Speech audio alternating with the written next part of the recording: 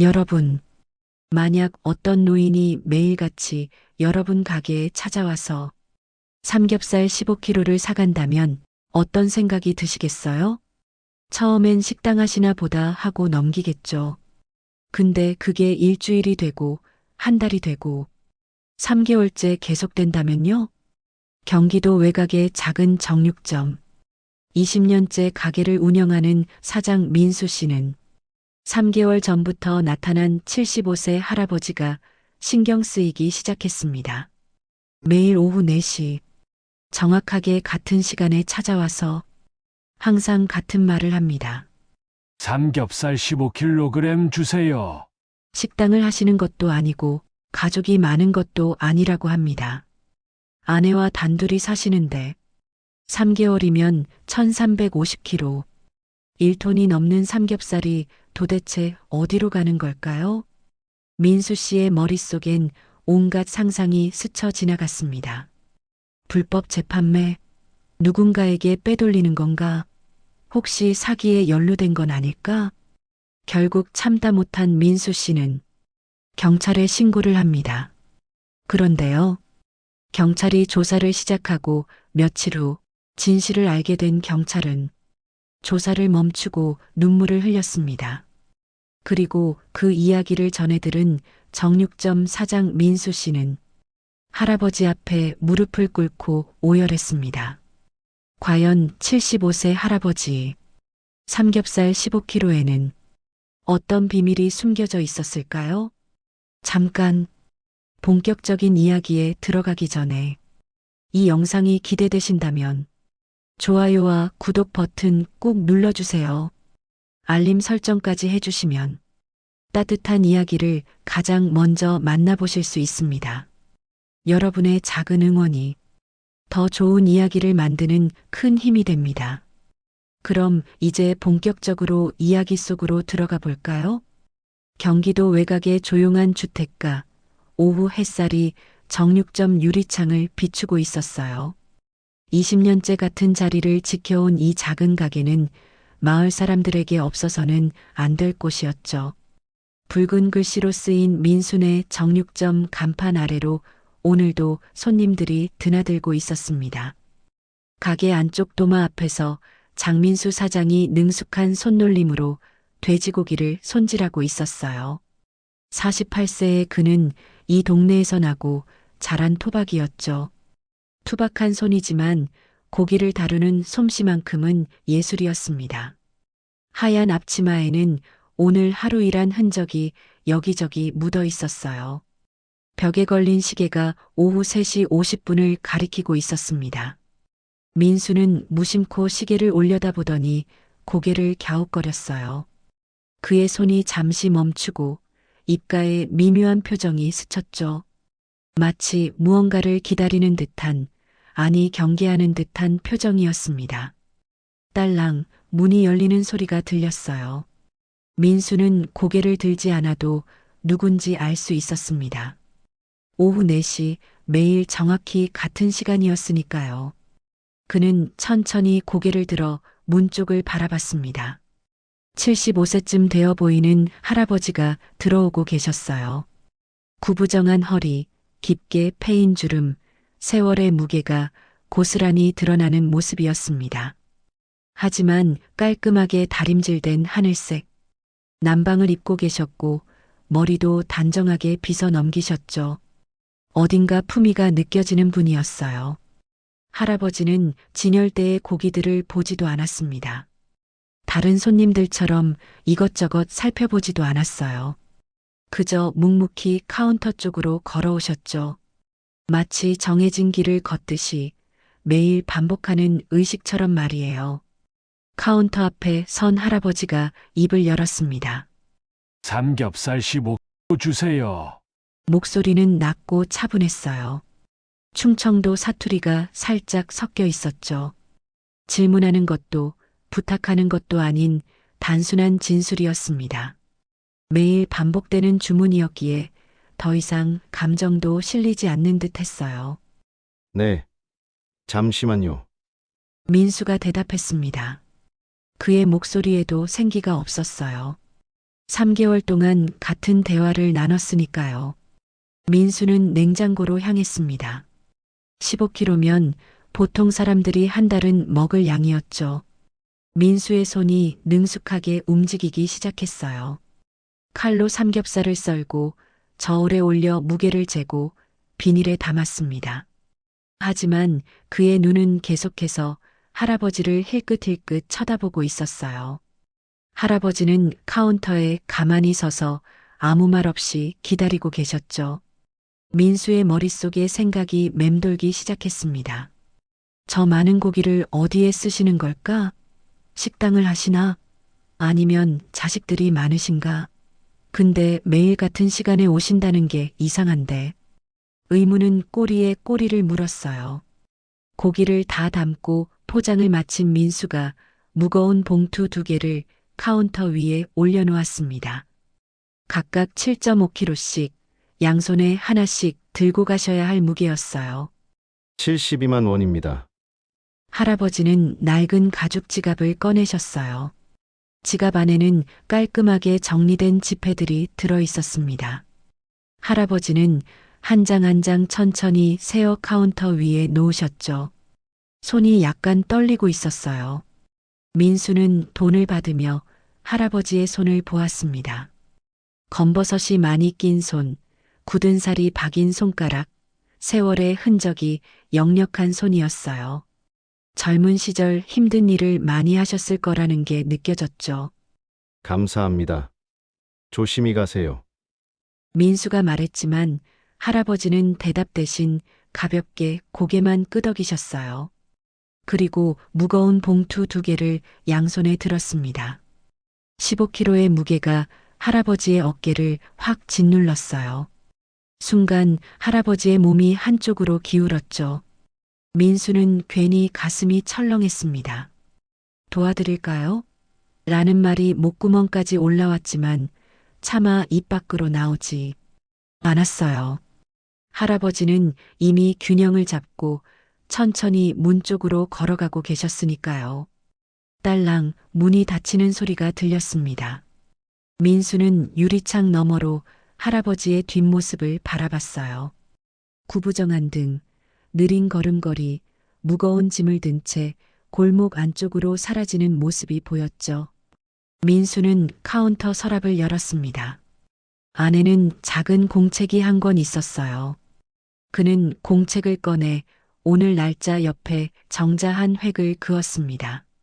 이미 정자가 18개 완성되어 있었고 오늘이 91번째 방문이었죠. 민수는 공책을 내려다보며 계산을 시작했어요. 15kg 곱하기 91일, 1365kg네. 1톤이 넘는 양이야. 그는 혼잣말을 중얼거렸습니다.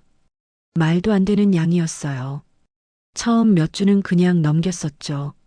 손님이 뭘 사든 내 알 바 아니지라고 생각했어요. 하지만 한 달이 지나고 2달이 지나면서 민수의 마음속에 의문이 싹트기 시작했습니다. 마을 사람들에게 슬쩍 물어본 적도 있었어요. 할아버지가 식당을 하시냐고요. 다들 고개를 저었습니다. 식당은커녕 가게 하나 없다고 했죠.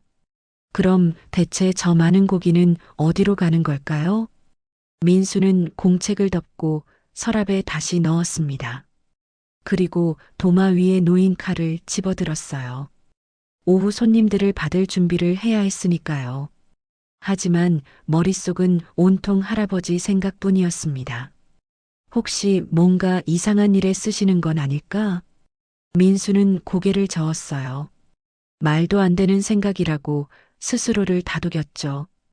할아버지는 그저 평범한 노인일 뿐이라고요. 하지만 마음 한구석에 남아있는 의심은 쉽게 지워지지 않았습니다. 저녁 6시 가게 문을 닫을 시간이 되었어요. 민수는 앞치마를 벗으며 창밖을 바라봤습니다. 골목 저 끝에 할아버지가 사시는 집이 있다는 걸 알고 있었죠. 낡은 슬레이트 지붕의 작은 집이요. 내일도 오시겠지. 민수는 작은 한숨을 쉬었습니다. 내일도 모레도 아마 그 다음 날도 할아버지는 오실 거예요. 오후 4시 정각에 같은 주문을 하시면서요. 그리고 민수의 의심도 하루하루 더 깊어질 거였죠. 불을 끄고 가게를 나서는 민수의 발걸음이 무거웠습니다. 집으로 가는 길 그의 머릿속에는 온갖 생각이 복잡하게 얽혀 있었어요. 신경 쓰지 말아야지라고 다짐했지만 마음처럼 쉽지 않았죠. 그날 밤 민수는 식탁에 앉아 저녁을 먹으면서도 계속 멍한 표정이었습니다. 아내가 뭔가 말을 걸었지만 제대로 듣지 못했어요. 그의 귀에는 할아버지의 목소리만 맴돌고 있었으니까요. 삼겹살 15kg 주세요. 그 차분하고 낮은 목소리가 계속해서 귓가에 울렸습니다. 민수는 젓가락을 내려놓고 깊은 생각에 잠겼어요. 이대로 계속 모른 척하고 넘어가야 할까요? 아니면 용기를 내서 할아버지께 직접 여쭤봐야 할까요? 하지만 민수는 알고 있었습니다. 자신은 그런 용기가 없다는 걸요. 그저 멀리서 지켜보고 혼자 궁금해하고 의심만 키워갈 뿐이죠. 그리고 어쩌면 그게 더 힘든 일일지도 몰랐어요. 시계가 밤 10시를 가리키고 있었습니다. 민수는 침대에 누워 천장을 바라봤어요. 잠은 쉽게 오지 않았죠. 내일 오후 4시가 되면 또다시 같은 일이 반복될 거라는 생각에 마음이 무거웠습니다. 그리고 민수는 몰랐어요. 자신의 이 의심이 결국 어떤 진실과 마주하게 될지를요. 때로는 궁금증이 우리를 예상치 못한 곳으로 이끌기도 하니까요. 그곳이 슬픔인지 감동인지 아니면 후회인지는 아직 아무도 모르는 일이었습니다. 며칠이 흘렀습니다. 민수는 더 이상 혼자 궁금해하는 것을 견딜 수 없었어요. 매일 오후 4시가 되면 가슴이 답답해지기 시작했죠. 할아버지를 보면 자동으로 의심의 눈초리가 생겼고 그런 자신이 싫었지만 어쩔 수 없었습니다. 어느 저녁 민수는 식탁에 앉아 아내와 마주보고 있었어요. 아내 혜진은 45세로 15년 전부터 가게 일을 함께 해온 동업자이자 인생의 동반자였죠. 민수는 숟가락을 내려놓고 조심스럽게 입을 열었습니다. 여보, 우리 가게에 이상한 손님이 있어. 혜진이 고개를 들었어요. 남편의 표정이 심각했죠. 이상한 손님?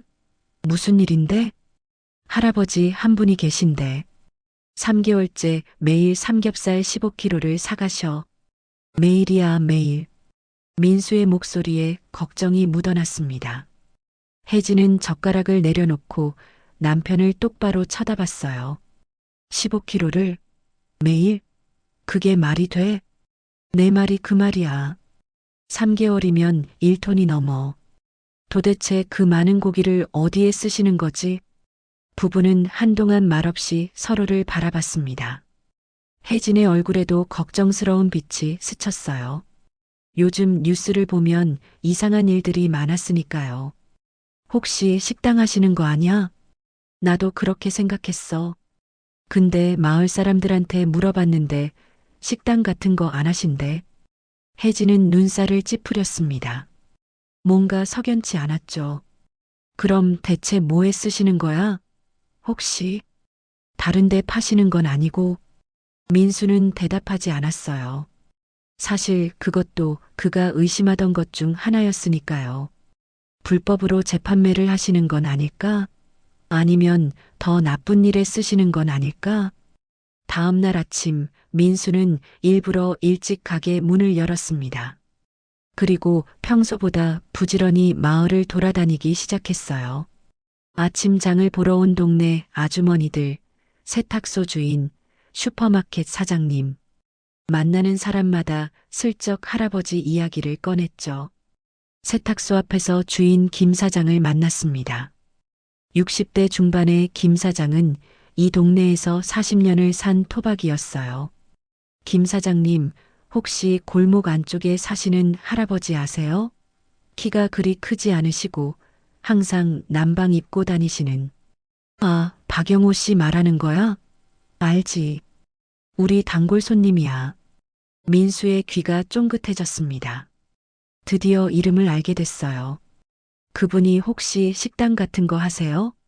식당? 아니, 아내. 그냥 아내분하고 둘이 사시는 걸로 아는데. 민수는 고개를 갸웃거렸어요. 두 분이서 사신다고요? 그럼 더 이상한 거잖아요. 아내분도 계세요? 자식들은요? 자식들은 서울에 있다고 들었어. 명절에나 내려온다더라. 할머니는 몸이 안 좋으시대. 요즘 잘 안 보이더라고. 민수는 더 물어보고 싶었지만 참았습니다. 너무 티내면 이상하게 보일 테니까요. 세탁소를 나선 그는 다시 마을을 걸었어요. 슈퍼마켓 앞에서 주인 이 사장을 만났습니다. 50대 초반의 이 사장은 말이 많기로 유명했죠. 민수 씨, 아침부터 웬일이야? 산책 좀 하고 있어요. 그러고 보니 요즘 박영호 할아버지 못 봤는데 건강하시려나요? 민수는 일부러 걱정하는 척 물었습니다. 이 사장의 눈이 반짝였어요. 가십 이야기를 좋아하는 그였죠. 할아버지야 뭐 괜찮으시겠지. 근데 할머니가 문제야. 치매래. 민수의 심장이 덜컥했습니다. 치매라고요? 치매요? 언제부터? 글쎄, 몇 년 됐다고 들었어. 요즘은 많이 심해지셨나 봐. 할머니가 예전엔 동네 다니면서 사람들한테 인사도 잘하고 그랬는데 이젠 집에만 계신다더라고. 민수는 머릿속이 복잡해지기 시작했어요.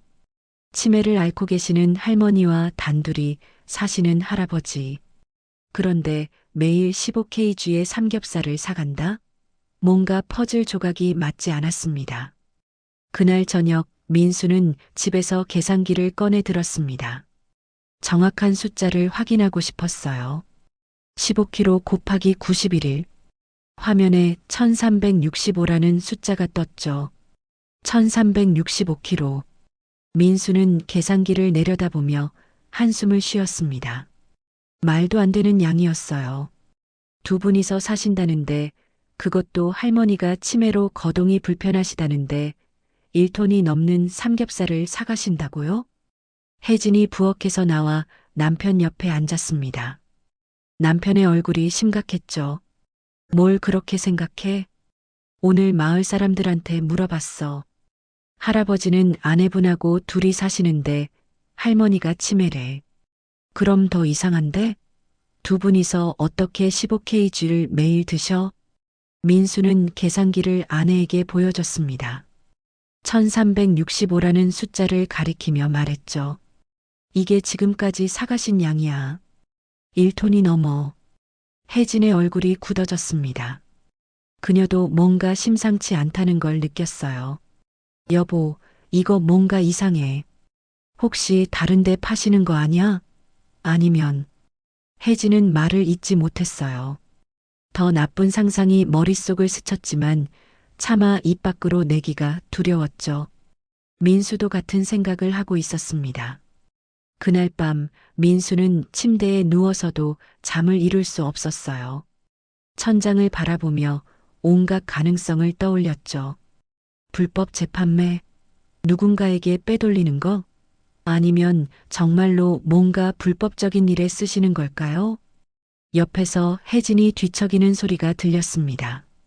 아내도 잠을 못 자고 있는 거였어요. 한참 후 혜진이 조용히 말했습니다. 여보, 경찰에 알려보는 게 어때?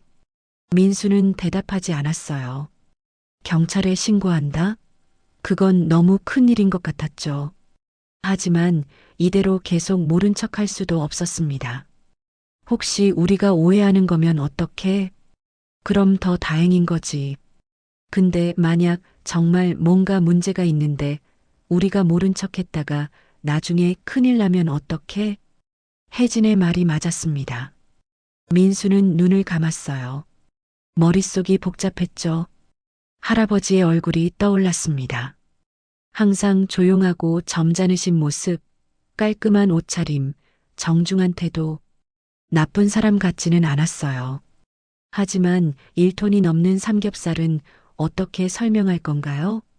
두 분이서 사시는데 말이에요. 아무리 생각해도 말이 안 됐습니다. 다음 날 아침 민수는 결심을 굳혔습니다. 식탁에 앉아 아침을 먹으며 아내를 바라봤어요. 여보, 오늘 파출소에 가볼게.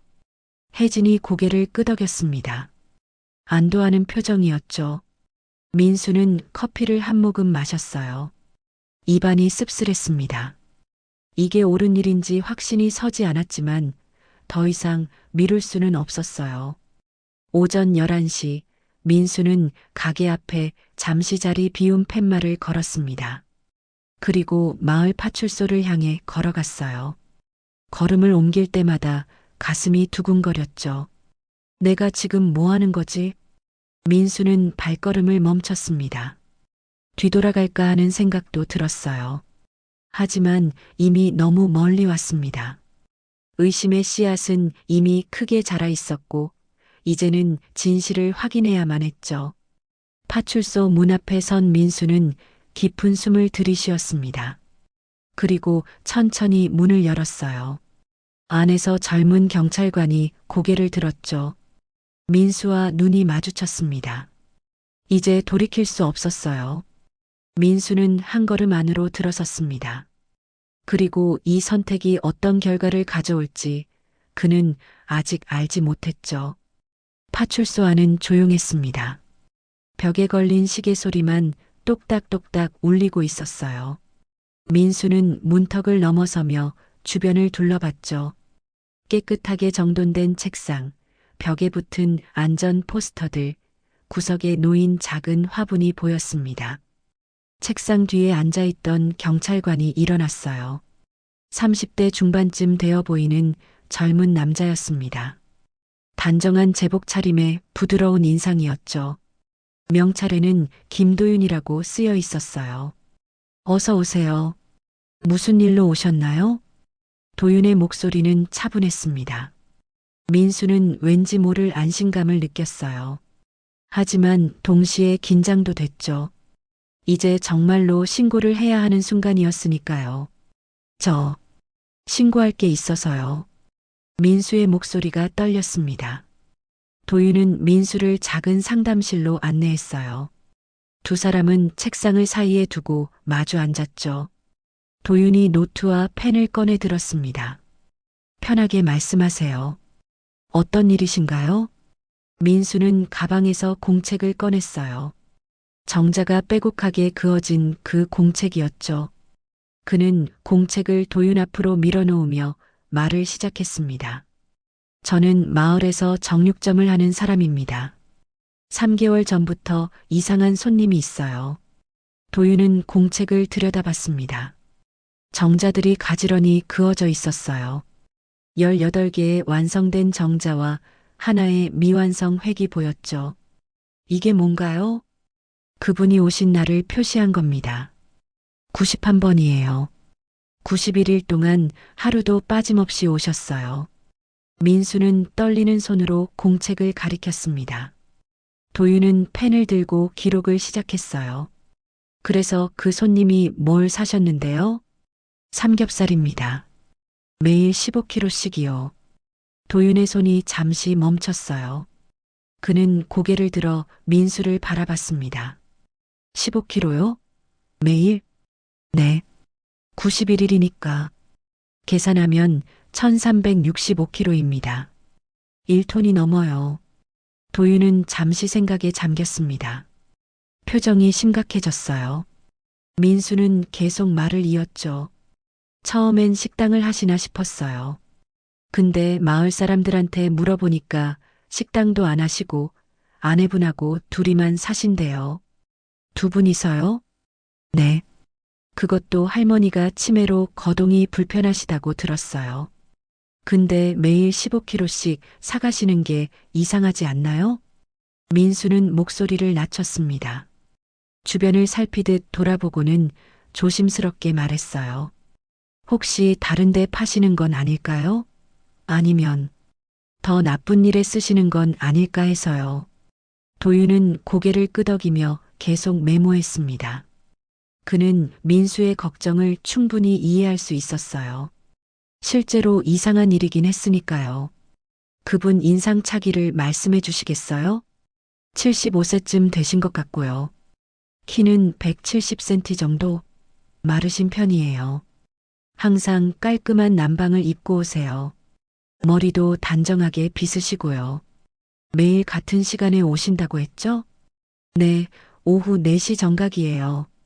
시계처럼 정확해요. 도윤은 꼼꼼하게 모든 내용을 기록했습니다.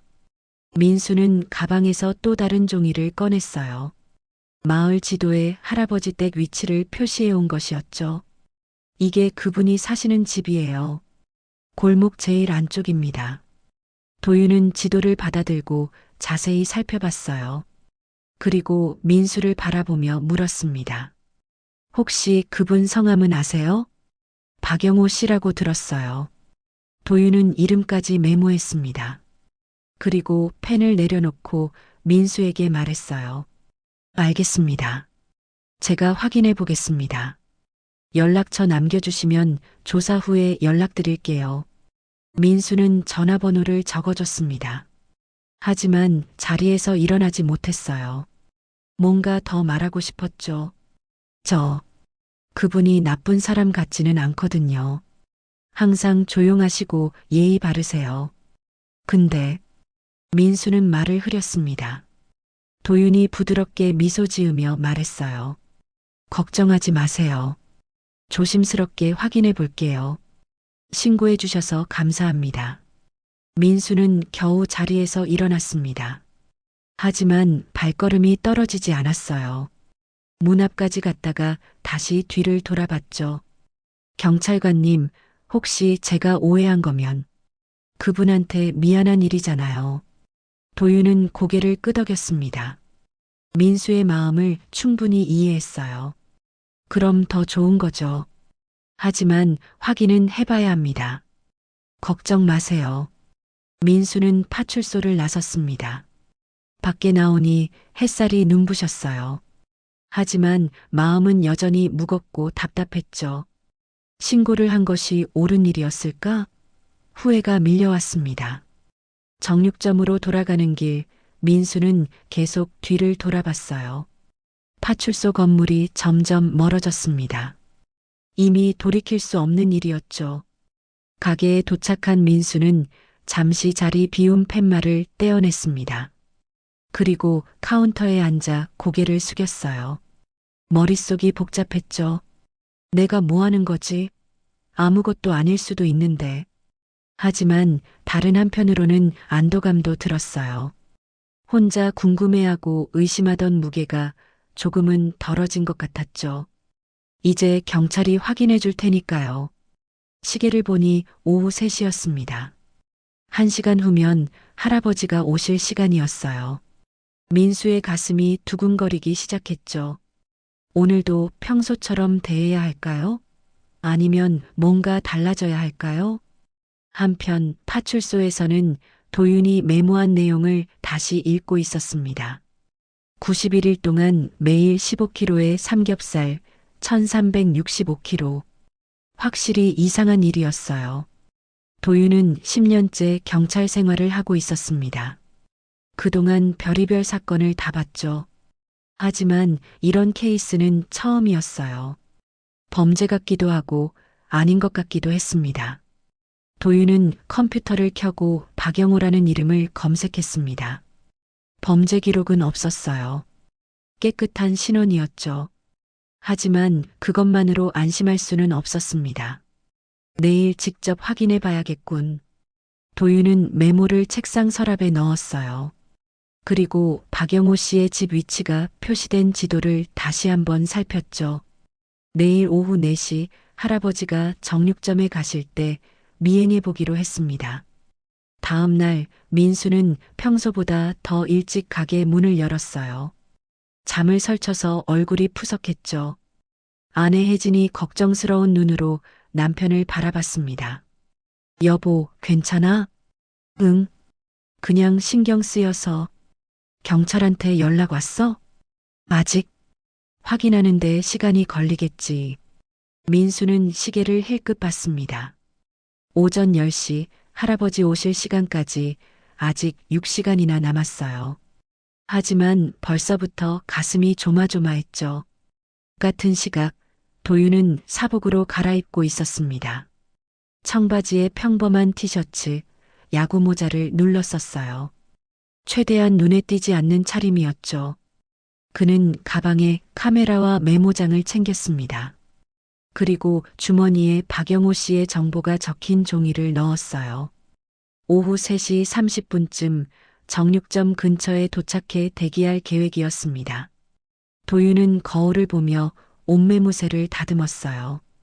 경찰 10년 차의 경험이 말해주고 있었습니다. 뭔가 특별한 사건이 될 것 같다고요. 하지만 그것이 좋은 쪽일지 나쁜 쪽일지는 아직 알 수 없었죠. 오후 3시 45분 도윤은 정육점 맞은편 버스 정류장에 앉아 있었습니다. 신문을 펼쳐 들고 있었지만 눈은 계속 정육점 쪽을 향하고 있었어요. 민수도 마찬가지였습니다. 손님을 받고 있었지만 정신은 온통 시계에 가 있었죠. 3시 50분, 3시 55분. 시간이 너무 천천히 가는 것 같았어요. 그리고 마침내 오후 4시가 되었습니다. 도윤의 눈이 골목 저쪽을 향했어요. 민수도 문 쪽을 바라봤죠. 두 사람 모두 숨을 죽이고 기다렸습니다. 골목 저편에서 천천히 걸어오는 노인의 모습이 보였습니다. 구부정한 허리, 단정한 남방 차림, 바로 박영호 할아버지였어요. 할아버지는 오늘도 변함없이 정육점을 향해 걸어오고 있었죠. 그 순간부터 모든 것이 움직이기 시작했습니다. 진실을 향한 긴 여정이 시작된 거였어요. 딸랑, 정육점 문이 열렸습니다. 박영호 할아버지가 들어오셨어요. 오늘도 변함없는 모습이었죠. 깔끔한 하늘색 남방, 단정하게 빗어넘긴 머리, 천천히 카운터로 향하는 발걸음이었습니다. 민수는 평소처럼 인사를 했어요. 하지만 목소리가 조금 떨렸죠. 어제 파출소에 신고한 일이 자꾸만 머릿속을 맴돌았습니다. 어서 오세요. 할아버지는 고개를 살짝 끄덕이셨어요. 그리고 늘 하시던 말씀을 하셨죠. 삼겹살 15kg 주세요. 민수는 냉장고로 향했습니다. 고기를 썰면서 힐끗힐끗 할아버지를 쳐다봤어요. 할아버지는 카운터에 조용히 서서 기다리고 계셨죠. 언제나처럼 말이에요. 정육점 밖 버스 정류장에서는 도윤이 신문을 읽는 척하며 안을 지켜보고 있었습니다. 야구 모자를 눌러 쓴 채 자연스럽게 앉아 있었지만 눈은 계속 정육점 문을 향하고 있었어요. 10분 후 할아버지가 정육점 문을 나섰습니다. 양손에 무거운 봉투를 들고 계셨어요. 15kg의 무게가 할아버지의 어깨를 짓누르고 있었죠. 할아버지의 몸이 한쪽으로 기울었습니다. 도윤은 신문을 접었어요. 그리고 천천히 일어나 할아버지의 뒤를 따라가기 시작했죠. 거리는 약 20m 정도를 유지했습니다. 너무 가까우면 들킬 테고 너무 멀면 놓칠 테니까요. 할아버지는 큰 길을 벗어나 좁은 골목으로 접어들었습니다. 오래된 주택들이 다닥다닥 붙어 있는 골목이었어요. 도윤도 조심스럽게 뒤를 따랐죠.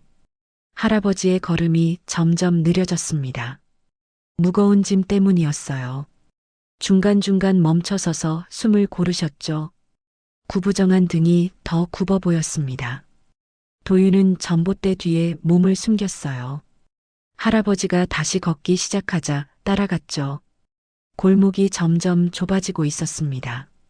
낮은 담장들, 녹슨 대문들, 세월의 흔적이 역력한 집들이 이어졌어요.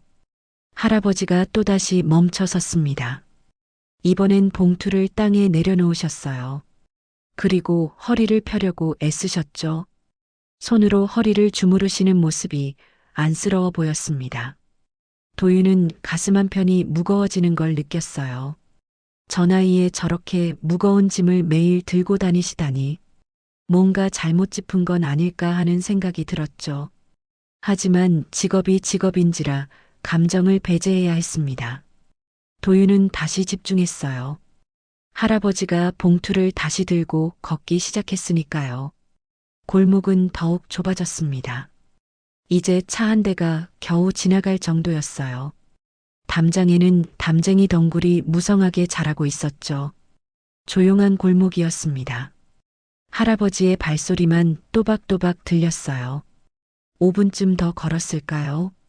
할아버지가 한 집 앞에서 멈춰 섰습니다. 골목 제일 안쪽에 있는 집이었어요. 낡은 슬레이트 지붕, 페인트가 벗겨진 대문, 작은 마당이 보였죠. 도윤은 골목 모퉁이에 몸을 숨겼습니다. 거기서 지켜봤어요. 할아버지가 호주머니에서 열쇠를 꺼내 대문을 여는 모습이 보였죠. 삐걱, 낡은 대문이 열렸습니다. 할아버지는 무거운 봉투를 들고 안으로 들어가셨어요. 그리고 조심스럽게 대문을 닫으셨죠. 도윤은 잠시 기다렸습니다. 그리고 천천히 그 집 쪽으로 다가갔어요. 최대한 소리를 내지 않으려 조심했죠. 담장 옆에 바짝 붙어 서서 안을 살폈습니다. 작은 마당이 보였어요. 화분 몇 개가 놓여 있었지만 꽃은 시들어 있었죠. 빨래줄에는 할아버지 것으로 보이는 난방 몇 벌이 걸려 있었습니다. 도윤은 담장을 따라 조심스럽게 이동했어요. 집 옆쪽으로 가면 창문이 있을 거라고 생각했죠. 과연 작은 창문이 하나 보였습니다. 창문은 반쯤 열려 있었어요. 낡은 레이스 커튼이 바람에 살랑살랑 흔들리고 있었죠. 도윤은 창문 옆에 몸을 숨기고 조심스럽게 안을 들여다봤습니다. 작은 거실이었어요. 오래된 소파, 낮은 탁자, 벽에 걸린 가족 사진들이 보였죠. 그리고 소파에 누군가 앉아 계셨습니다. 백발의 할머니 한 분이었어요. 작고 마른 체구, 주름진 얼굴, 하얗게 센 머리카락이었죠. 할머니는 소파에 가만히 앉아 허공을 바라보고 계셨습니다. 도윤은 숨을 죽였어요. 할머니의 눈을 보는 순간 알 수 있었죠. 초점이 없는 눈이었어요. 허공을 바라보고 있었지만 아무것도 보지 못하는 듯한 눈빛이었습니다. 할머니의 손은 무릎 위에 가지런히 놓여 있었어요. 미동도 하지 않았죠. 마치 시간이 멈춘 것처럼 할머니는 그저 앉아 계시기만 했습니다. 부엌 쪽에서 소리가 들려왔습니다. 할아버지가 봉투를 풀고 계신 것 같았어요. 비닐 부스럭거리는 소리, 냉장고 문 열리는 소리가 들렸죠.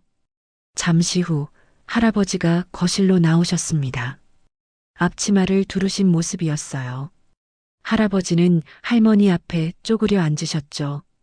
수님 씨, 오늘도 날씨가 좋아요. 할아버지의 목소리가 창문 밖까지 들렸습니다. 낮고 부드러운 목소리였어요. 할머니는 반응이 없었죠. 그저 허공을 바라보고 계셨습니다. 할아버지는 할머니의 손을 잡으셨어요. 주름진 손과 주름진 손이 포개졌죠. 할아버지가 할머니의 손을 부드럽게 쓰다듬으셨습니다. 잠깐만 기다리세요. 맛있는 거 해줄게요. 할아버지는 다시 부엌으로 들어가셨어요. 도윤은 창문 너머로 계속 지켜봤습니다. 부엌에서 소리가 들리기 시작했죠. 물 흐르는 소리, 도마에 뭔가 놓는 소리, 칼질하는 소리. 할아버지가 요리를 시작하신 것 같았어요. 도윤은 귀를 기울였습니다. 그리고 잠시 후 지글지글 소리가 들렸습니다. 고기 굽는 소리였어요. 이내 고소한 냄새가 창문 밖까지 흘러나왔죠. 삼겹살 특유의 냄새였습니다. 도윤은 다시 거실을 바라봤어요. 그 순간 놀라운 일이 일어났습니다. 할머니의 코가 미세하게 움직인 거예요. 킁킁 할머니가 냄새를 맡고 계셨습니다.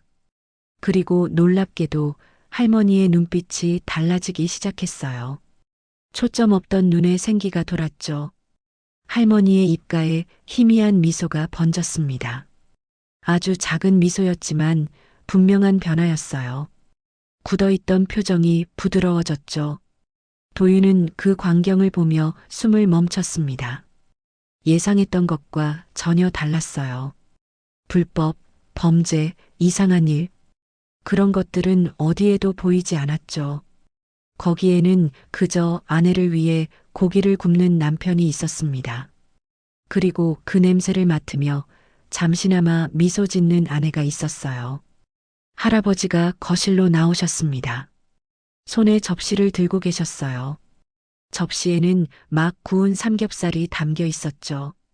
연기가 모락모락 피어오르고 있었습니다. 할아버지는 할머니 앞 작은 탁자에 접시를 놓으셨어요. 그리고 다시 쪼그려 앉아 할머니를 바라보셨죠. 수님 씨, 고기 구웠어요. 맛있게 드세요. 할머니는 여전히 말이 없었습니다. 하지만 미소는 사라지지 않았어요. 할아버지가 젓가락으로 고기 한 점을 집어 할머니 입에 가져다 댔죠. 할머니가 천천히 입을 열었습니다.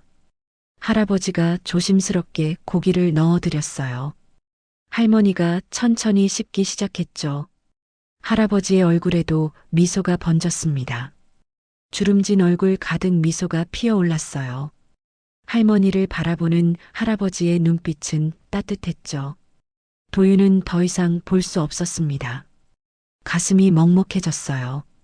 자신이 무엇을 의심했던 건지, 왜 여기까지 따라온 건지 알 수 없었죠. 그는 조심스럽게 뒤로 물러났습니다. 창문에서 멀어지고 담장을 따라 골목으로 나왔어요. 다리에 힘이 풀렸죠. 도윤은 골목 입구까지 걸어왔습니다. 그리고 전봇대에 기대어 섰어요. 깊은 한숨이 나왔습니다. 그는 주머니에서 메모장을 꺼냈어요. 박영호 씨에 대해 적어둔 내용들을 다시 읽었죠. 91일 15kg, 1365kg. 숫자들이 이제는 다르게 보였습니다. 그건 범죄의 증거가 아니었어요. 사랑의 기록이었죠. 91일 동안 단 하루도 빠짐없이 아내를 위해 고기를 사다 나르신 기록이었습니다. 도윤은 메모장을 덮었습니다. 그리고 다시 골목 안쪽을 바라봤어요. 작은 집의 창문에서 희미한 불빛이 새어나오고 있었죠. 저 안에는 치매로 남편도 기억하지 못하는 아내가 있었습니다. 그리고 그런 아내를 위해 매일 15kg의 삼겹살을 사다 나르는 남편이 있었어요. 도윤은 눈시울이 뜨거워지는 것을 느꼈습니다. 10년 동안 경찰 생활을 하면서 참 많은 것을 봤죠. 하지만 이런 장면은 처음이었어요. 그는 천천히 걸어가기 시작했습니다. 골목을 빠져나와 큰 길로 향했어요. 이제 정육점 사장에게 가서 모든 걸 설명해야 했죠. 하지만 어떻게 설명해야 할까요? 할아버지의 사랑을 어떤 말로 전할 수 있을까요? 도윤은 걸으면서 계속 생각했습니다. 해가 서쪽으로 기울고 있었어요. 긴 그림자가 도윤의 뒤를 따라왔죠. 그는 무거운 발걸음으로 정육점을 향해 걸어갔습니다. 이 진실을 전해야 했으니까요. 도윤은 골목을 빠져나와 한참을 걸었습니다. 하지만 발걸음이 무거웠어요. 방금 본 장면이 자꾸만 떠올랐죠.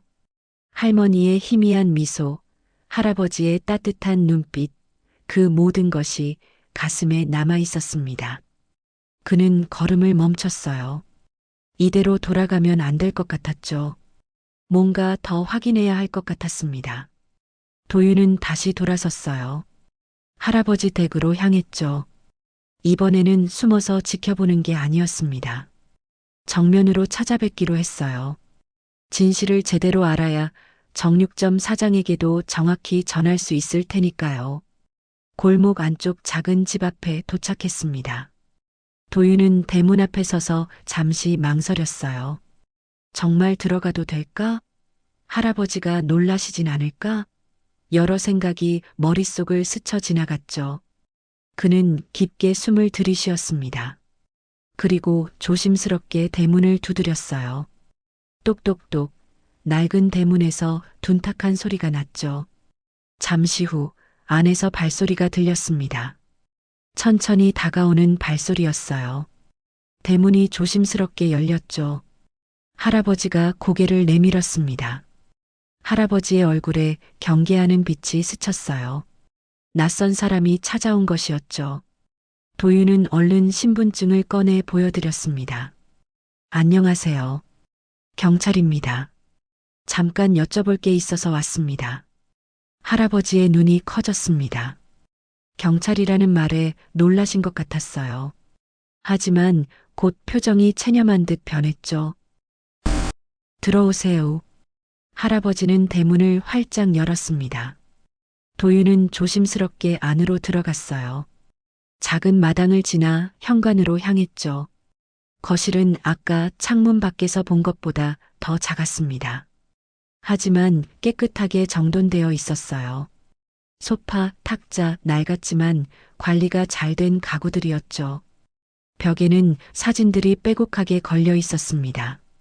젊은 시절의 부부 사진, 아이들과 함께 찍은 가족 사진, 결혼식 사진, 행복했던 시간들의 기록이었어요. 소파에는 할머니가 여전히 앉아 계셨습니다. 아까와 똑같은 자세로 허공을 바라보고 계셨죠.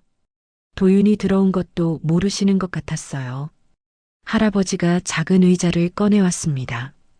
도윤을 앉히시고는 건너편에 앉으셨어요. 할아버지의 얼굴에는 피곤함이 역력했죠. 무슨 일로 오셨소? 할아버지의 목소리는 담담했습니다. 도윤은 어떻게 말을 꺼내야 할지 고민했어요. 정육점 사장에 신고 이야기를 해야 할까요? 아니면 다른 방법이 있을까요? 할아버지, 매일 정육점에서 삼겹살을 많이 사신다고 들었습니다. 할아버지는 고개를 끄덕였어요. 놀라지도 않으셨죠. 그려. 알고 계셨구만요. 혹시 그 이유를 여쭤봐도 될까요? 할아버지는 잠시 말이 없으셨습니다. 그리고 천천히 할머니를 바라보셨어요. 눈빛이 부드러워졌죠. 저 사람이 우리 수님이요. 할아버지의 목소리가 떨렸습니다. 도윤은 조용히 귀를 기울였어요. 3년 전에 치매 판정 받았어요. 처음엔 깜빡깜빡하는 정도였는데 이젠 나도 못 알아봐요. 할아버지의 손이 떨렸습니다. 무릎 위에 놓인 손을 꽉 쥐셨어요. 자식들 이름도 잊어버렸어요. 자기 이름도 가끔 까먹고 하루 종일 저렇게 앉아만 계시지요. 도윤은 할머니를 바라봤습니다. 할머니는 여전히 움직임이 없었어요. 마치 시간이 멈춘 것처럼 고요했죠. 근디 말이요. 이상하게 삼겹살 굽는 냄새만 맡으면 달라져요. 할아버지의 목소리에 생기가 돌았습니다. 도윤은 더 집중해서 들었어요. 젊었을 때부터 그랬어요. 힘들 때마다 내가 고기 구워줬거든요. 그러면 그렇게 좋아하더라고요. 세상에서 제일 맛있다고 했어요. 할아버지의 눈가에 눈물이 맺혔습니다. 하지만 참으셨어요. 계속 말씀을 이으셨죠. 지금은 내가 누군지도 모르지만요. 고기 냄새 맡으면 웃어요. 그때만큼은 예전 수님이가 돌아와요. 도윤의 가슴이 먹먹해졌습니다. 할아버지의 말씀 한마디 한마디가 가슴에 와닿았어요. 그래서 매일 구워드립니다. 그 웃음을 보고 싶어서요. 할아버지는 천천히 일어나셨습니다. 부엌 쪽으로 손짓하셨어요. 이것 좀 보시오. 도윤은 할아버지를 따라 부엌으로 갔습니다. 작은 부엌이었어요. 하지만 깨끗하게 정돈되어 있었죠. 할아버지가 큰 냉동고 앞에 서셨습니다. 아니, 냉동고가 2대였어요. 대형 냉동고 2대가 나란히 놓여 있었죠. 할아버지가 첫 번째 냉동고 문을 여셨습니다.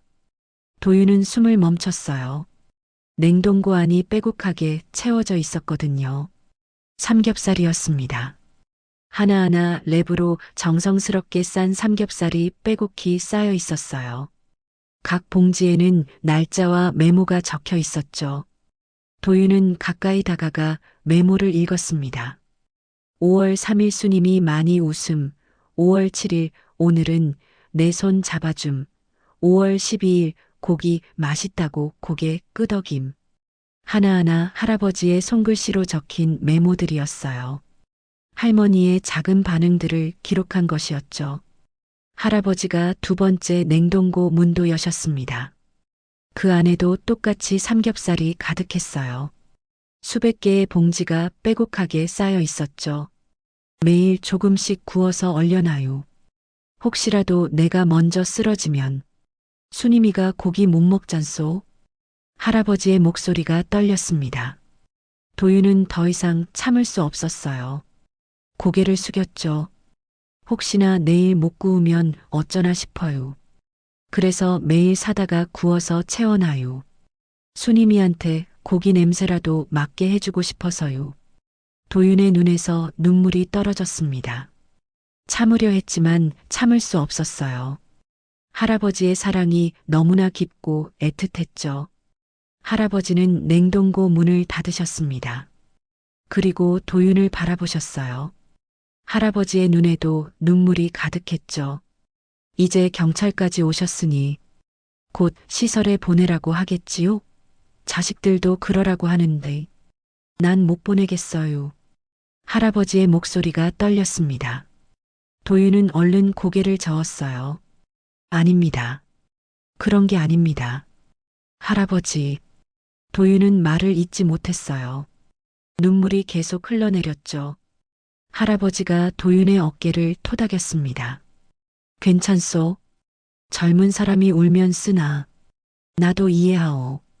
이상해 보였을 거요. 도윤은 고개를 들었습니다. 눈물을 닦으며 할아버지를 바라봤어요.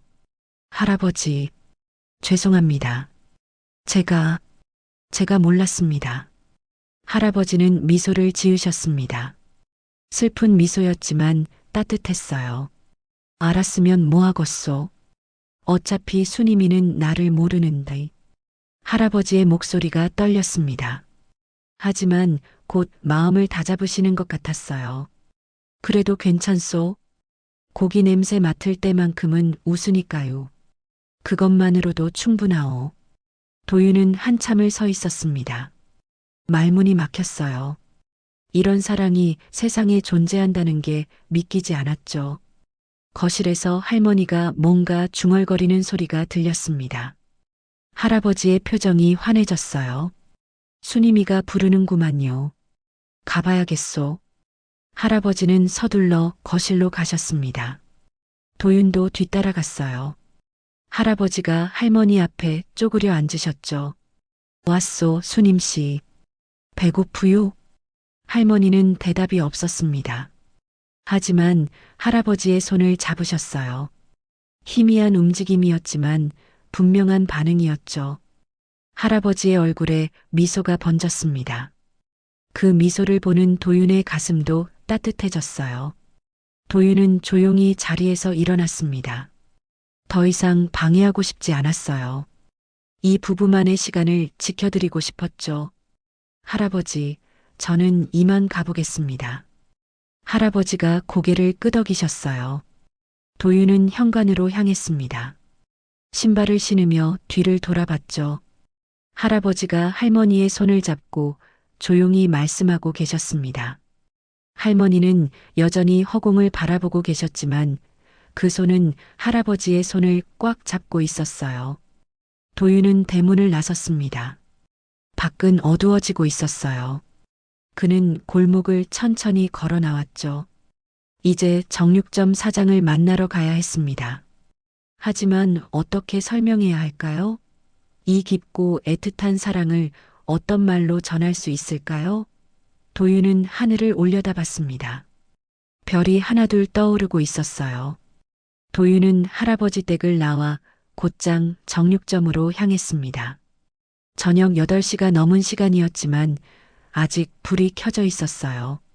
민수가 기다리고 있는 게 분명했죠.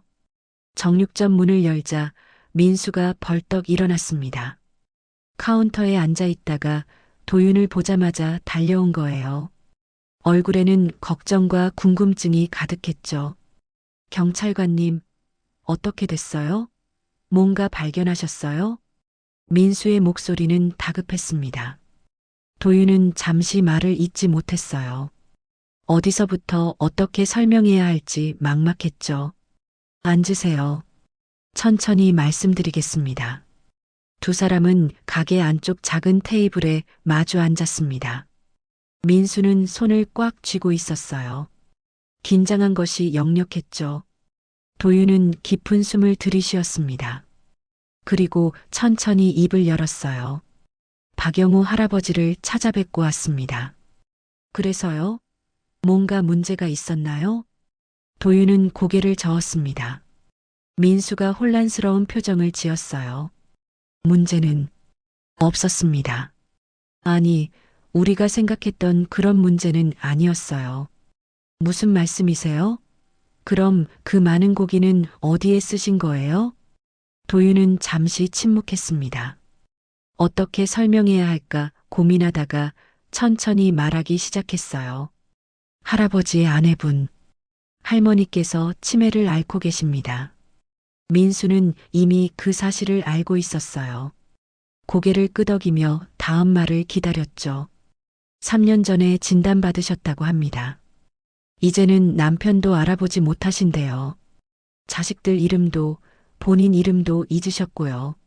민수의 표정이 어두워졌습니다. 도윤은 계속 말을 이었어요. 그런데 할머니께서 삼겹살 굽는 냄새만은 기억하신답니다. 네, 삼겹살 냄새를요?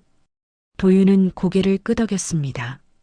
그리고 할아버지께 들은 이야기를 전하기 시작했어요. 젊은 시절부터 그러셨대요. 할아버지가 힘들 때마다 삼겹살을 구워주셨답니다. 할머니는 그 냄새를 맡으면 마음이 편해진다고 하셨대요. 민수는 말없이 듣고 있었습니다. 눈이 점점 붉어지고 있었어요. 지금은 모든 걸 잊으셨지만 그 냄새만큼은 기억하신답니다. 냄새를 맡으면 눈빛이 달라지고 희미하게 미소를 지으신대요. 도윤의 목소리가 떨렸습니다. 민수의 손도 떨리고 있었어요. 그래서 할아버지께서 매일 고기를 사다가 구워드리는 겁니다. 그 순간만큼은 예전의 아내가 돌아온다고 하시더군요. 민수는 아무 말도 하지 못했습니다. 입술이 떨렸죠. 도윤은 잠시 멈췄다가 다시 말을 이었어요. 그리고 냉동고가 2대 있더군요. 대형 냉동고 2대요. 냉동고요? 네. 그 안에 삼겹살이 빼곡하게 쌓여 있었습니다. 하나하나 랩으로 싸서 날짜와 메모를 적어 두셨더군요. 민수는 눈을 감았습니다. 도윤은 할아버지 댁에서 본 메모들을 떠올렸어요. 5월 3일 수님이 많이 웃음, 5월 7일 오늘은 내 손 잡아줌. 그런 메모들이었습니다. 할머니의 작은 반응 하나하나를 기록해 두신 거죠. 민수의 눈에서 눈물이 흘러내렸습니다. 참으려 했지만 참을 수 없었어요. 도윤도 눈시울이 붉어졌죠. 할아버지께서 그러시더군요. 혹시라도 자신이 먼저 쓰러지면 할머니가 고기를 못 먹을까봐. 그래서 매일 구워서 얼려둔다고요. 민수는 고개를 숙였습니다. 어깨가 들썩이기 시작했어요. 도윤은 잠시 기다려줬죠. 한참 후 민수가 고개를 들었습니다. 얼굴이 눈물로 범벅이었어요. 제가 뭘 한 겁니까? 그분을 의심했어요. 경찰에 신고까지 했고요. 민수의 목소리는 떨렸습니다. 자책감에 목이 메었죠. 아닙니다. 충분히 그럴 수 있었어요. 누가 봐도 이상한 상황이었으니까요. 아니에요. 전 그분을 범죄자 취급했어요. 나쁜 사람이라고 생각했고요. 그런데 민수는 말을 잇지 못했습니다. 다시 눈물이 쏟아졌어요. 테이블 위에 얼굴을 묻고 한참을 울었죠. 도윤은 조용히 기다렸습니다. 자신도 할아버지 댁에서 울었으니까요. 민수의 마음을 충분히 이해할 수 있었죠. 민수는 천천히 고개를 들었습니다. 눈이 퉁퉁 부어 있었어요. 제가 어떻게 해야 할까요? 사과를 드려야 하는데. 도윤은 잠시 생각했습니다. 그리고 조심스럽게 말했어요. 할아버지께서는 이해하실 겁니다. 오히려 젊은 사람이라면 의심할 수도 있다고 하시더군요. 그래도 제가 직접 찾아뵙고 사과드려야죠. 민수는 결심한 듯 고개를 끄덕였습니다. 도윤도 고개를 끄덕였어요. 그게 좋겠습니다. 하지만 너무 자책하지는 마세요. 도윤은 자리에서 일어났습니다. 민수도 따라 일어났어요. 경찰관님, 정말 감사합니다. 제대로 확인해 주셔서요. 제 일이었으니까요. 그리고 도윤은 잠시 말을 멈췄습니다. 그리고 진심을 담아 말했어요. 저도 배웠습니다. 사랑이 무엇인지요. 민수는 고개를 숙여 인사했습니다. 도윤도 답례했어요. 그리고 정육점을 나섰죠. 밖은 완전히 어두워져 있었습니다.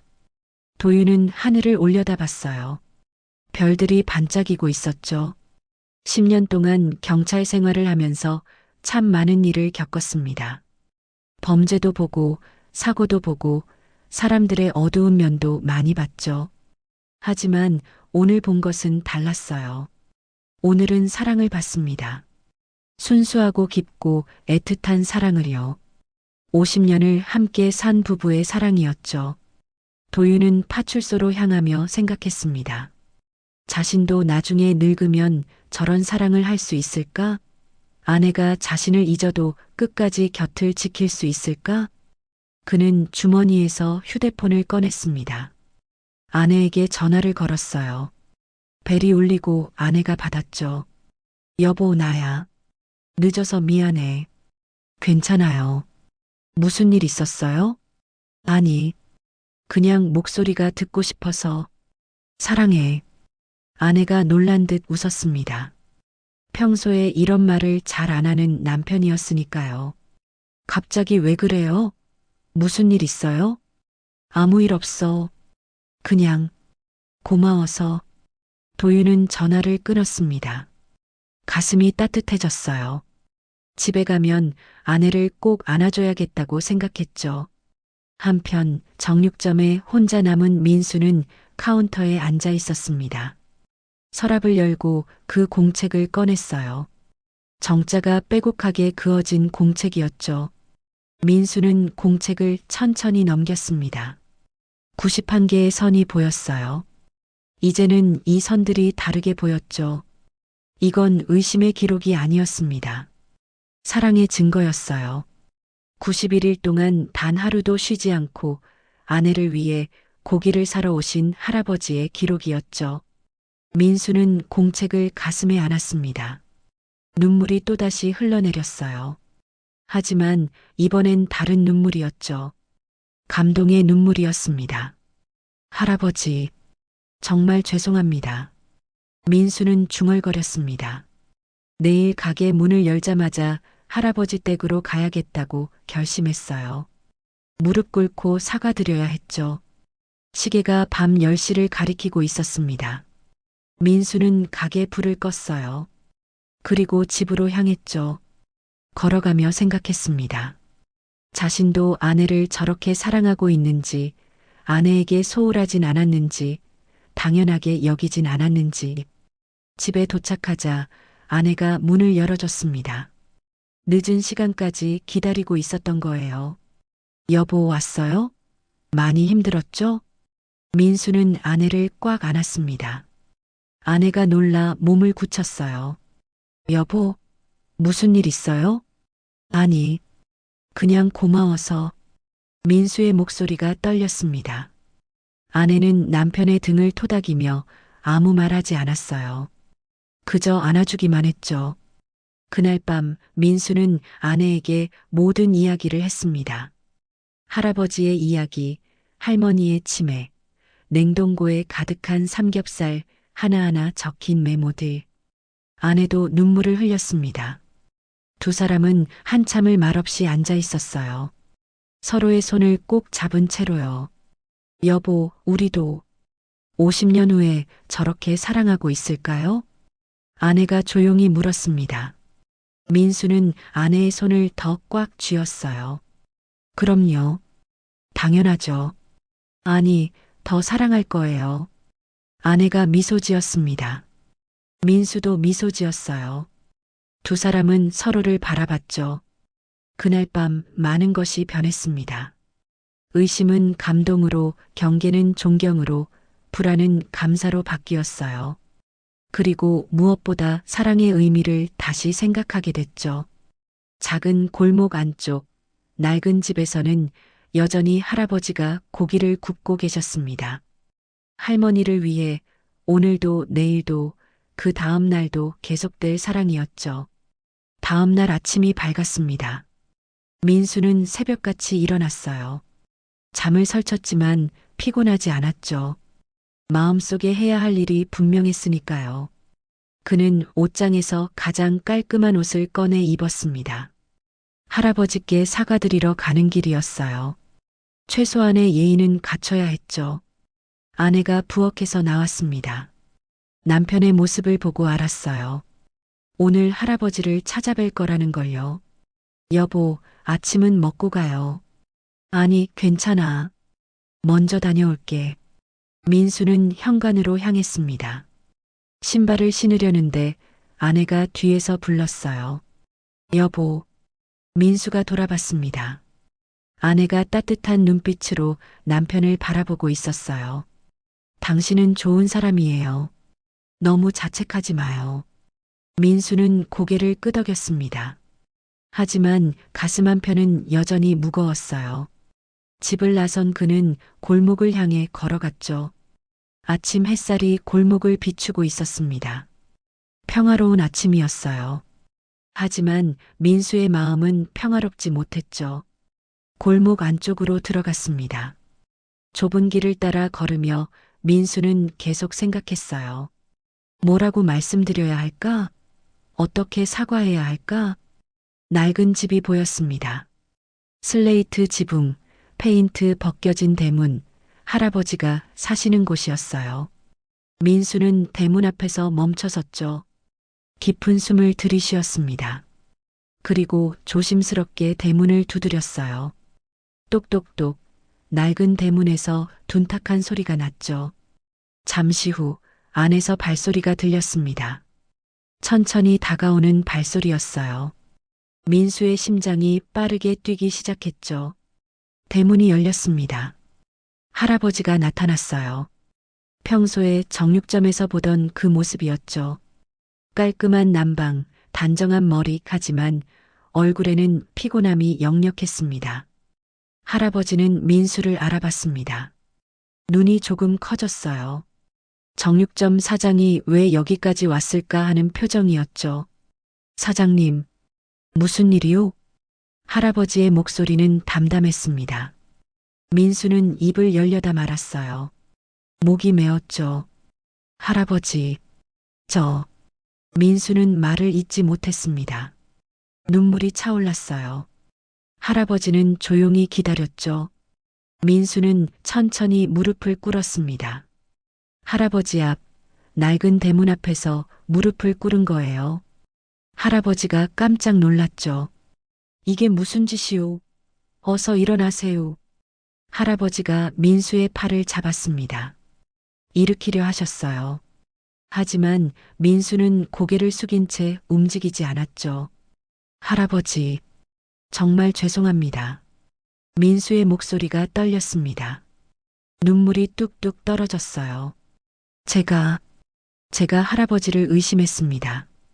경찰에 신고까지 했어요. 할아버지의 손이 멈췄습니다. 민수는 계속 말했어요. 할아버지가 나쁜 짓을 하시는 줄 알았어요. 불법으로 고기를 파신다고 생각했고요. 정말 죄송합니다. 민수는 두 손을 땅에 짚었습니다. 이마가 땅에 닿을 정도로 고개를 숙였어요. 어깨가 들썩였죠. 어제 경찰관님한테 다 들었어요. 할머니 이야기, 삼겹살 이야기, 냉동고 이야기. 민수의 목소리는 점점 작아졌습니다. 눈물 때문에 말이 제대로 나오지 않았어요. 제가 뭘 한 겁니까? 그렇게 아름다운 사랑을 범죄라고 생각했어요. 할아버지는 한참을 말이 없으셨습니다. 그저 민수를 내려다보고 계셨죠. 할아버지의 눈에도 눈물이 맺혔습니다. 할아버지는 천천히 몸을 숙이셨어요. 그리고 민수의 어깨를 잡으셨죠. 일어나세요. 제발 일어나세요. 할아버지의 목소리도 떨렸습니다. 민수를 일으키려 애쓰셨어요. 민수는 천천히 고개를 들었죠. 두 사람의 눈이 마주쳤습니다. 할아버지의 눈에는 원망이 없었어요. 오히려 안타까움이 가득했죠. 괜찮소? 젊은 사람이라면 누구나 그럴 수 있지요. 할아버지가 민수를 일으켰습니다. 민수는 비틀거리며 일어났어요. 할아버지가 민수의 팔을 붙잡아 주셨죠. 나라도 그랬을 거요. 이상해 보였을 거 아니요. 할아버지는 오히려 민수를 위로했습니다. 그 모습에 민수는 더욱 마음이 아팠어요. 아닙니다. 제가 잘못했어요. 좀 더 생각했어야 했는데 그냥 의심부터 했어요. 민수는 계속 고개를 숙였습니다. 할아버지가 민수의 등을 토닥였어요. 됐소. 이제 알았으니 됐지 않소? 그리고 할아버지는 잠시 말을 멈췄습니다. 그리고 조용히 말씀하셨어요. 덕분에 경찰관 한 분이 우리 집에 왔더구만요. 좋은 사람이더라고요. 민수는 고개를 들었습니다. 할아버지가 희미하게 미소 짓고 계셨어요. 오랜만에 누군가한테 이야기했어요. 수님이 이야기를요. 그것도 나쁘지 않더구만요. 할아버지의 목소리는 담담했습니다. 하지만 외로움이 묻어났어요. 그동안 혼자 감당하셨던 무게가 느껴졌죠. 할아버지, 민수는 더 이상 말을 잇지 못했습니다. 할아버지가 민수의 어깨를 다시 토닥였어요. 자, 이제 가게 가야 하지 않소? 손님들이 기다리고 있을 거요. 할아버지는 민수를 대문 밖으로 안내했습니다. 민수는 한 걸음 한 걸음 움직였어요. 뒤를 돌아봤죠. 할아버지가 대문 앞에 서서 손을 흔들고 계셨습니다. 작은 손짓이었지만 따뜻했어요. 할아버지, 오늘도 오후 4시에 오실 거죠?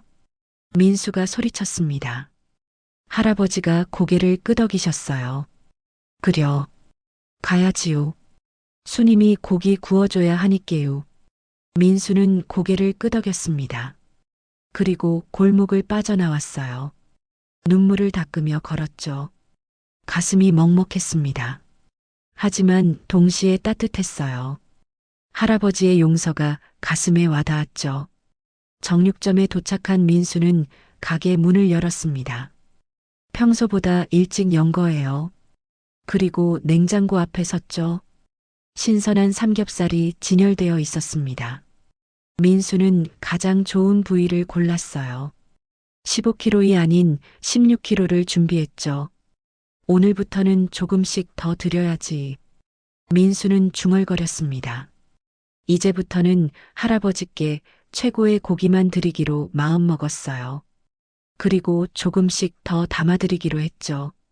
오후 4시가 되었습니다. 어김없이 할아버지가 나타났어요.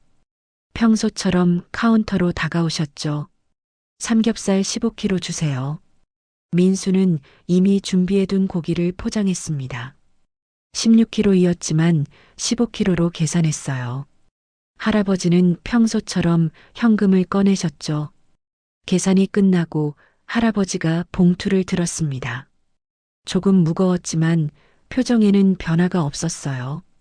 고개를 살짝 숙이고 문을 향해 걸어가셨죠. 할아버지, 민수가 불렀습니다. 할아버지가 돌아보셨어요. 조심히 가세요. 그리고 민수는 잠시 말을 멈췄습니다. 그리고 진심을 담아 말했어요. 할머니께 안부 전해주세요. 할아버지의 얼굴에 희미한 미소가 번졌습니다. 고개를 끄덕이시고는 문을 나가셨어요. 민수는 창밖을 바라봤습니다. 할아버지가 천천히 골목 안쪽으로 걸어가는 모습이 보였어요. 구부정한 등, 무거운 짐 하지만 발걸음은 단단했죠. 저 짐 속에는 사랑이 담겨 있었습니다. 50년을 함께한 부부의 사랑, 치매로 남편을 잊은 아내를 향한 변함없는 사랑이었어요. 민수는 카운터 서랍을 열었습니다. 정자가 빼곡한 공책을 꺼냈어요. 오늘 날짜 옆에 또 하나의 선을 그었죠. 92번째 방문이었습니다. 하지만 이제 이 선들은 다른 의미였어요. 의심의 기록이 아닌 존경의 기록이었죠. 민수는 공책을 가슴에 안았습니다. 그리고 창밖을 다시 바라봤어요. 할아버지는 이미 골목 끝에서 사라지고 있었죠. 할아버지, 건강하세요. 오래오래 할머니 곁에 계세요. 민수는 조용히 기도했습니다. 진심을 담은 기도였어요. 그리고 그날부터 민수의 하루는 오후 4시를 기다리는 시간이 되었죠. 할아버지를 보는 것만으로도 가슴이 따뜻해졌습니다. 사랑이 무엇인지, 헌신이 무엇인지를 배울 수 있었으니까요. 그날 저녁 민수는 아내에게 모든 이야기를 했습니다. 할아버지 앞에서 무릎 꿇었던 일, 용서받았던 일, 앞으로 할아버지를 위해 무엇을 해야 할지. 아내도 눈물을 흘렸습니다. 그리고 남편의 손을 꼭 잡았어요. 두 사람은 다짐했죠. 서로를 더 아끼고 사랑하기로요. 그렇게 하루가 저물어 갔습니다. 작은 골목 안쪽 집에서는 오늘도 삼겹살 굽는 냄새가 피어오르고 있었어요. 할머니를 위한 할아버지의 사랑은 오늘도 계속되고 있었죠. 그날 이후 많은 것이 변했습니다. 민수는 매일 오후 4시를 손꼽아 기다리게 됐어요. 할아버지가 오시는 시간이었죠. 이제는 의심이 아닌 존경으로 맞이하는 시간이었습니다. 할아버지는 여전히 똑같은 시간에 오셨어요. 오후 4시 정각, 어김없이 문이 열리고 할아버지가 들어오셨죠. 그리고 같은 주문을 하셨습니다. 삼겹살 15kg 주세요. 하지만 민수가 드리는 양은 달랐어요. 항상 16kg를 담아드렸죠. 할아버지도 아셨을 거예요. 봉투가 조금 더 무겁다는 걸요. 하지만 아무 말씀하지 않으셨습니다. 두 사람 사이에 말은 많지 않았어요. 하지만 서로를 이해하고 있었죠. 민수의 미안함, 할아버지의 용서, 그리고 서로에 대한 존중이 그 짧은 시간 속에 담겨 있었습니다. 한 달이 지났습니다. 가을이 깊어지고 있었어요. 나뭇잎이 노랗게 물들고 바람이 차가워졌죠. 할아버지의 걸음도 조금씩 느려지는 것 같았습니다. 어느 날 민수는 할아버지께 조심스럽게 여쭤봤어요. 할아버지, 제가 배달해 드릴까요? 무거우실 텐데. 할아버지는 고개를 저으셨습니다. 미소를 지으며 말씀하셨어요. 괜찮소. 내가 직접 가져가야 의미가 있지요. 순이미를 위해서 내가 하는 거니께요. 민수는 더 이상 말하지 않았습니다. 할아버지의 마음을 이해했으니까요. 사랑은 편함이 아니라 정성이라는 것을요. 2달이 지났습니다. 겨울이 왔어요. 첫눈이 내리던 날 할아버지는 평소보다 조금 늦게 오셨죠. 오후 4시 10분이었습니다. 문이 열리고 할아버지가 들어오셨어요.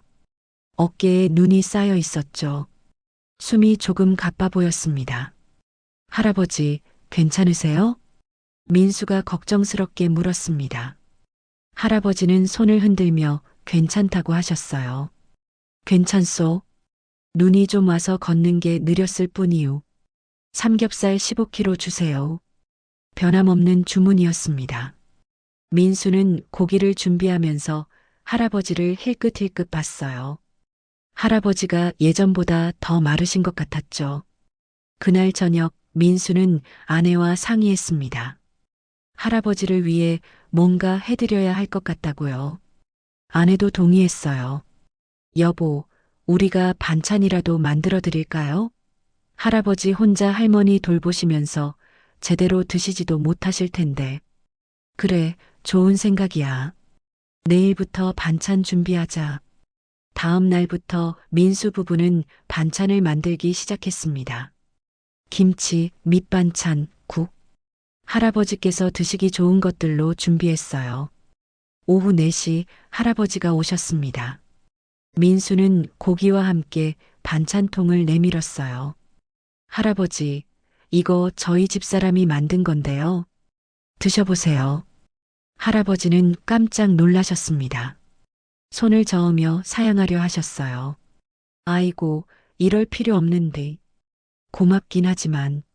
할아버지, 그냥 받으세요. 저희 마음이에요.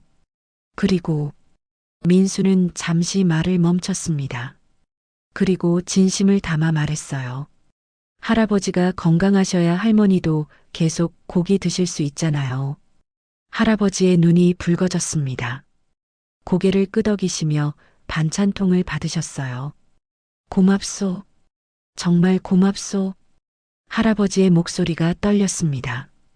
그날부터 민수 부부는 매일 반찬을 준비했어요. 할아버지는 항상 고맙다고 하시면서 받으셨죠. 석 달이 지났습니다. 겨울이 깊어지고 있었어요. 어느 날 저녁 민수의 휴대폰이 울렸죠. 모르는 번호였습니다. 여보세요? 혹시 민수네 정육점 사장님이세요? 젊은 남자의 목소리였어요. 민수는 그렇다고 대답했죠. 저는 박영호 할아버지 아들입니다. 아버지한테 사장님 이야기 많이 들었어요. 민수의 가슴이 철렁했습니다. 혹시 할아버지께 무슨 일이 생기신 건 아닐까요? 할아버지, 괜찮으세요? 네, 아버지는 괜찮으세요. 전화드린 건 감사 인사를 드리려고요. 아들의 목소리가 떨렸습니다. 민수는 조용히 들었어요. 아버지가 사장님 이야기를 많이 하세요. 고기도 좋은 걸로 주시고 반찬도 챙겨주시고 정말 감사합니다. 아닙니다. 제가 해드린 게 없는데요. 아니에요.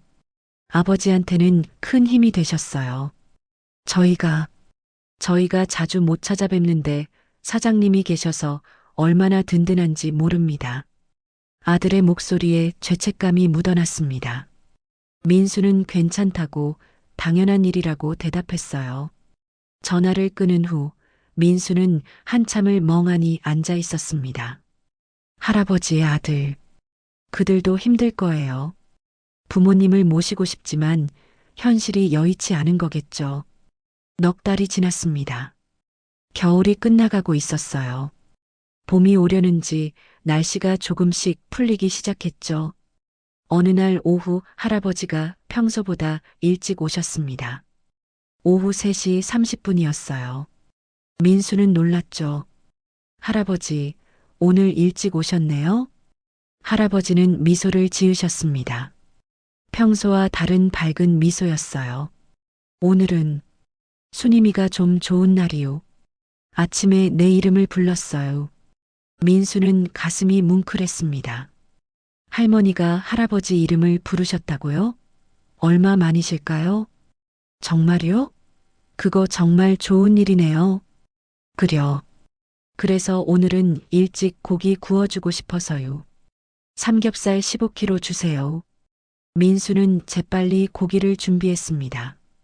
오늘은 가장 좋은 부위로만 골랐어요. 17kg를 담았죠. 할아버지는 봉투를 들고 서둘러 나가셨습니다. 그 뒷모습을 보며 민수는 생각했습니다. 저것이 사랑이구나. 작은 기쁨에도 온 마음을 다하는 것, 그것이 진짜 사랑이구나. 6달이 지났습니다. 봄이 한창이었어요. 골목에는 꽃이 피기 시작했죠.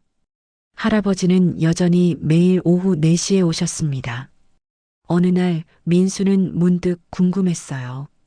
할아버지 댁 냉동고는 어떻게 됐을까? 그 많은 삼겹살은 다 차 있을까? 하지만 묻지 않았습니다. 그건 할아버지만의 영역이니까요. 민수는 그저 매일 최고의 고기를 준비하는 것으로 충분했어요. 계절이 바뀌었습니다. 여름이 왔고, 가을이 왔고, 다시 겨울이 왔어요. 1년이 지났죠. 할아버지는 여전히 오후 4시에 오셨습니다. 조금 더 마르셨고, 조금 더 구부정해지셨지만, 눈빛만큼은 여전히 따뜻했어요. 아내를 향한 사랑은 조금도 변하지 않았죠. 그리고 어느 겨울 저녁이었습니다. 눈이 소복이 내리는 날이었어요. 민수는 가게 문을 닫고 집으로 가는 길이었죠. 문득 발걸음이 골목 쪽으로 향했습니다. 할아버지 댁 쪽이었어요. 그냥 한번 지나가 보고 싶었죠. 골목 안쪽으로 들어갔습니다. 좁은 길을 따라 걸으니 할아버지 댁이 보였어요. 작은 집의 창문에서 불빛이 새어나오고 있었죠. 민수는 멀리서 그 창문을 바라봤습니다. 굴뚝에서 연기가 피어오르고 있었어요. 삼겹살 굽는 연기였죠. 레이스 커튼 너머로 희미한 실루엣이 보였습니다. 부엌에서 고기를 굽고 계신 할아버지의 모습이었어요. 그리고 거실 소파에 앉아 계신 할머니의 모습도 보였죠. 민수는 한참을 그 자리에 서 있었습니다. 눈이 내려 어깨에 쌓였지만 움직이지 않았어요. 그저 그 장면을 바라보고만 있었죠. 저 안에는 사랑이 있었습니다. 순수하고 깊고 변함없는 사랑이요. 세상 그 무엇으로도 흔들릴 수 없는 사랑이었죠. 민수는 조용히 뒤돌아섰습니다. 눈을 밟으며 골목을 빠져나왔어요. 가슴이 따뜻했습니다. 집에 돌아온 민수는 아내를 꽉 안았습니다. 아내가 놀라 물었어요. 왜 그래요? 당신을 사랑해. 평생 사랑할 거야. 아내가 미소 지으며 남편을 안아줬습니다. 두 사람은 한참을 그렇게 서 있었어요. 밖에서는 눈이 계속 내리고 있었습니다. 조용하고 평화로운 밤이었어요. 작은 골목 안쪽 집에서는 여전히 불빛이 새어나오고 있었죠.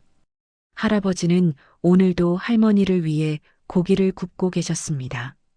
할머니는 그 냄새를 맡으며 희미하게 미소 짓고 계셨어요. 세상은 변해도 변하지 않는 것이 있습니다. 바로 사랑이에요. 진짜 사랑은 시간이 지나도 기억이 사라져도 몸이 늙어도 변하지 않죠. 그리고 그 사랑은 다른 사람들에게도 전해집니다. 민수 부부처럼, 도윤 경찰처럼 그 사랑을 본 모든 이들에게요. 내일도 할아버지는 오후 4시에 정육점을 찾아오실 거예요. 그리고 같은 주문을 하시겠죠. 삼겹살 15kg 주세요. 민수는 오늘처럼 최고의 고기를 준비할 거예요. 조금 더 담아서요. 그리고 할아버지는 무거운 짐을 들고 골목 안쪽으로 걸어가시겠죠. 구부정한 등으로 천천히 하지만 단단하게요. 평생을 함께한 아내를 위해서요. 그것이 사랑입니다. 화려하지 않지만 진실한 사랑이요. 말로 표현하지 않아도 행동으로 보여주는 사랑이죠.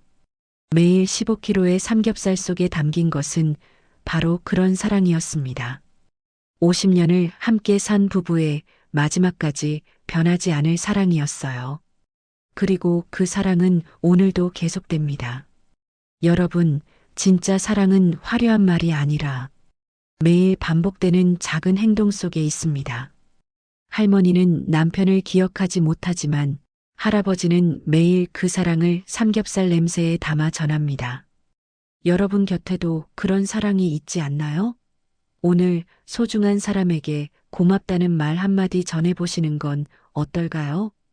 이 이야기가 마음에 닿았다면 좋아요와 구독으로 응원해주세요.